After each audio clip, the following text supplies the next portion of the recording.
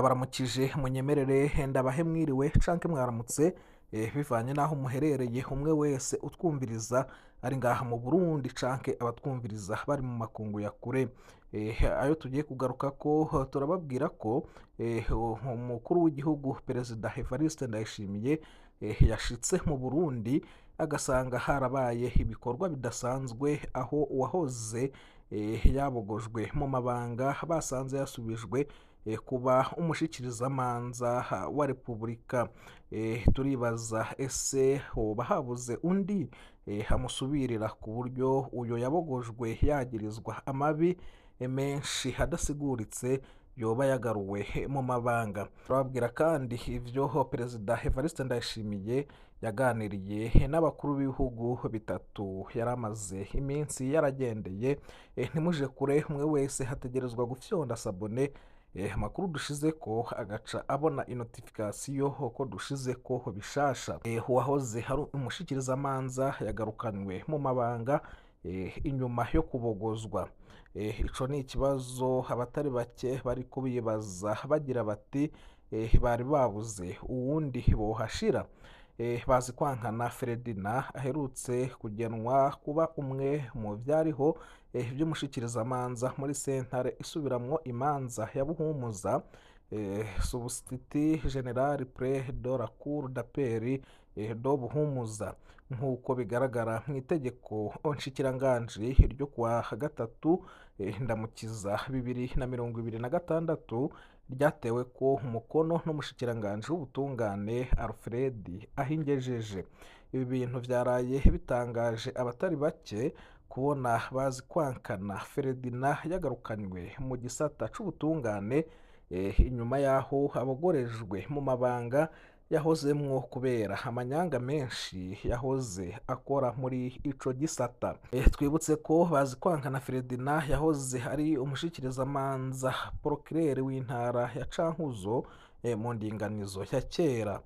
Kuva Bazikwankana Ferdinand ashitse muri ayo mabanga yaranzwe n'ububegito bwinshi muri ico gisata c'ubutungane, harimwo kurya ibiturire mu manza zitandukanye no gukingira ikibaba inkozi z'ikibi.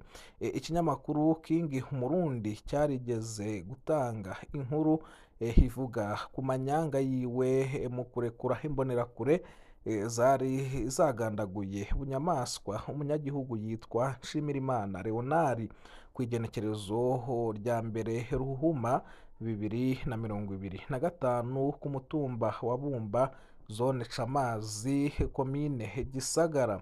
Mu nyuma muri Munyonyo 2025 uwo muprocureri yarabogojwe mu mabanga kubera ayo manyanga yose yari yagiye aramuranga.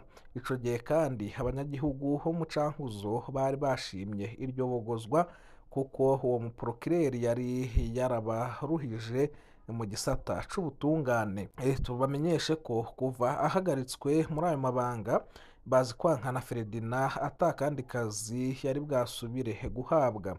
Abanyagihugu baraye batangaye babonye agarukanywe mu mabanga mashasha muri ico gisata c'ubutungane, ariyo mpamvu bibaza bongera batangara nimba koko hari habuze uwundi yari gushirwa muri ico kibanza ku neza y'abanyagihugu n'ubutungane muri rusange. Mu ncamake abatari bake bibaza ico bacatumye umuntu nk'uwo ari we bahitamwo kugarukana mu mabanga mu gihe abanyagihugu bari bariruhukije, igaragaza ko ibibazo vyugarije igisata c'ubutungane mu Burundi bitariko biratorerwa inyishu uno munsi.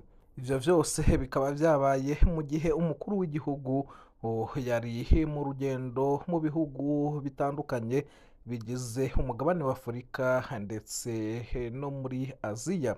Mu gitondo co kuri uyu wa 21 Ndamukiza niho nyene icubahiro umukuru w'igihugu cacu c'Uburundi yagarutse avuye mu rugendo rwo mu bihugu bitatu vyo muri Afurika na Aziya, urugendo muri Congo Brazzaville nk'uko bishikirizwa n'icegera c'umuvugizi w'umukuru w'igihugu Sebastien Ntahongendera, nyenicubahiro umukuru w'igihugu c'Uburundi Evariste Ndayishimiye yabanje kugendera igihugu ca Congo Brazzaville kugira ngo ashigikire uwo basangiye amabanga nyenicubahiro Denis Sassou Nguesso mu gihe yariko ararahirira kugira ngo arongore Repubulika ya Congo ku kiringo kigira gatanu. Urugendo rwa Perezida Evariste Ndayishimiye muri Turikiya, nyenicubahiro umukuru w'igihugu c'Uburundi yaciye afata indege yerekeza mu gihugu ca Turikiya agiye mu nama ihuza abakuru b'ibihugu n'amareta hamwe n'abandi banyacubahiro kugira ngo bigire hamwe ibibazo bijanye n'imigenderanire hamwe no gufashanya, kandi bongere barabire hamwe intambamyi zibangamiye isi n'abayiriko hamwe n'umuti bazitorera. Iyo nama yaranzwe n'ibikorwa byinshi, muri byo hakaba harabaye uruganda rw'abakuru b'ibihugu n'amareta, aho nyenicubahiro umukuru w'igihugu c'Uburundi yitavye urwo ruganda nk'umukuru w'igihugu hamwe kandi n'umukuru w'ishirahamwe ry'ubumwe bwa Afurika ku kibazo c'aho imirwi mikuru y'amashirahamwe ihurikiyemwo ibihugu ihora igira ikibazo hagati yayo, ugasanga hariho ivyo batumvikanako. Nyenicubahiro umukuru w'igihugu c'Uburundi yavuze ko ico gukora kugira ngo imirwi minini igume ni gusubira hasi mu mizi bakaraba irya mirwi isanzwe yo mu karere ibihugu bisanzwe birimwo, kuko iyo utoreye umuti imiryango mito uba utoreye umuti ikintu kinini ivyo bihugu bihuriramwo. Hambavu y'ico gikorwa, nyenicubahiro umukuru w'igihugu yaciye abonana n'abandi bakuru b'ibihugu n'abanyacubahiro batandukanye, aho yakiriwe na nyenicubahiro Recep Tayyip Erdogan, aho baganiriye ku bijanye n'imigenderanire mu butunzi hagati y'Uburundi na Turikiya. Mu vy'ubutunzi, umukuru w'igihugu ca Turikiya yamenyesheje ko imigenderanire mu vyo guhana ibidandazwa iracari hasi cane, aho ku mwaka itarenze miliyoni 6 z'amafaranga y'Amerika. Mu gisata c'indero naho yaciye asaba nyenicubahiro umukuru w'igihugu c'Uburundi ko yomuronsa ikibanza caho yo kubaka kugira ngo atanguze inyigisho mu mashure ngaha mu Burundi. Nyenicubahiro umukuru w'igihugu yarabonanye kandi n'umuhanuzi adasanzwe w'umukuru w'igihugu wa Leta Zunze Ubumwe za Amerika Masad Boulos, aho baganiriye ku bitari bike ku migambi Leta Zunze Ubumwe za Amerika yo kwiragiza amazi, umuyagankuba na cane umugambi wo gucukura ubutare bwa nikeleyeri. Nyuma hakurikiye umubonano na Barham Salih, asanzwe arongoye igisata c'ishirahamwe mpuzamakungu ONU citaho impunzi UNHCR, aho nyenicubahiro umukuru w'igihugu c'Uburundi yarahagaze cane ku bijanye n'impunzi, agaruka ku ngorane impunzi z'abanyekongo zifise hano mu gihugu c'Uburundi, kuko Uburundi burafasha neza uko bushoboye ariko hakiriho agahaze. Nyenicubahiro umukuru w'igihugu c'Uburundi yarabonanye kandi n'abandi bagwizatunga bo muri Turikiya, urugendo muri Burkina Faso. Inyuma y'urugendo rwo muri Turikiya yaciye agendera igihugu ca Burkina Faso kiri mu mugwi w'ibihugu bigize Alliance des Etats Sahel kugira ngo baganire ku bijanye n'imigenderanire hamwe n'ibijanye n'ubumwe bwa Afurika. Nyenicubahiro umukuru w'igihugu Evariste Ndayishimiye ari kumwe na mugenzi we nyenicubahiro Ibrahim Traoré, aho bagendeye uruganda ruhingura ifu y'umusururu rwashinzwe n'umurundikazi, aho nyenicubahiro umukuru w'igihugu c'Uburundi yaramukeje cane ko yamaze kumva akamo kiwe naho ari mu mahanga gusumba abari hano mu gihugu.